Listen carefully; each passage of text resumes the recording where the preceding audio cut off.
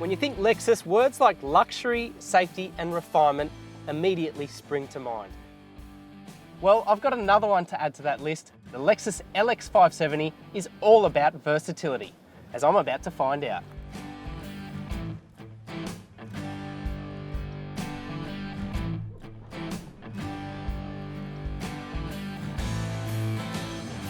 There aren't too many cars that are capable of this sort of thing. The LX570 is incredible, straight from the showroom floors. I'm going down this descent at the moment, wheels hanging in the air, and I haven't even let the tyre pressures down.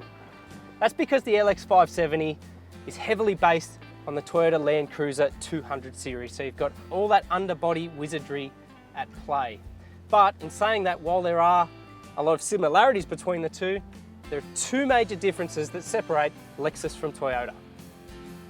First up, the price. The LX570 will set you back $143,000 plus on-road costs, $23,000 more than the equivalent Land Cruiser 200 series Sahara.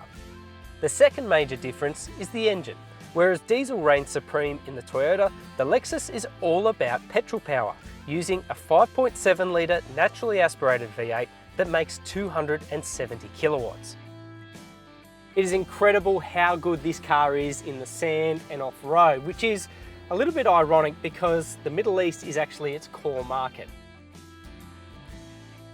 This couldn't be any easier really. I'm taking advantage of a crawl function that basically sets the speed for you, and all you have to worry about is the steering. You've also got ABS at play, you've got a torsion center differential, and air suspension that takes out a lot of the big hits. So even as I'm going over moguls and things like that, the comfort inside the cabin is first class. It's really quite impressive. So we already know that the LX570 is capable off-road. Let's see how it goes on the blacktop.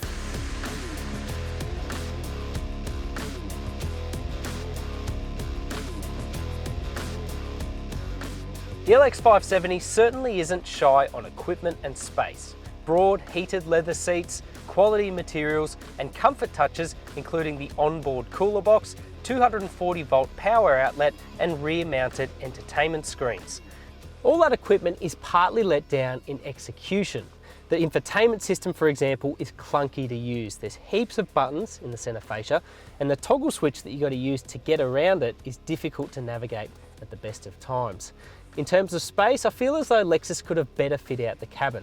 These rear screens behind the front headrests, they do impede room if you want to use a baby seat, and the rear bleachers, when they're stowed, they still take up a lot of room. You could criticise some of the LX570's on-road credentials too. At 2,700 kilograms, it is certainly no sports car. There's quite a bit of mid-corner feedback through the steering wheel, and the brake pedal modulation is a little cushy at best. But as a cross-country tourer, it's hard to fault. With 270 kilowatts on hand, the LX570 certainly isn't short on power, and being naturally aspirated, the way that it delivers its power is quite linear and progressive. When you put your foot down, yes, you do get that nice V8 soundtrack, and it does move along in quite a hurry considering it weighs 2.7 tonnes. In terms of fuel use, look, that's entirely dependent on how you drive it. We actually did a Sydney to Melbourne return trip and managed about 11.5 litres per 100 k's. Pretty impressive. If you're driving it in the city, you can probably expect to double that figure, but even so, you do have a 138 litre fuel tank at your disposal, so a little bit of distance between fuel stops. Does the LX570 feel like a big car on the road? Bloody oath it does. It is massive, and the proportions do take a little bit of getting used to from the driver's seat.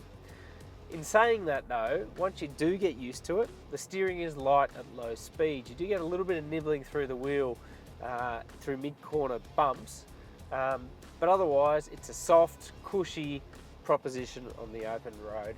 Ultimately, the LX570 is going to be surplus to most people's requirements. I mean, look at it. It's big, it's expensive, and on a city road, it'll chew through the juice. But if you wanted a car to tour Australia in supreme luxury and comfort, well then the LX570 is about as good as you're going to get.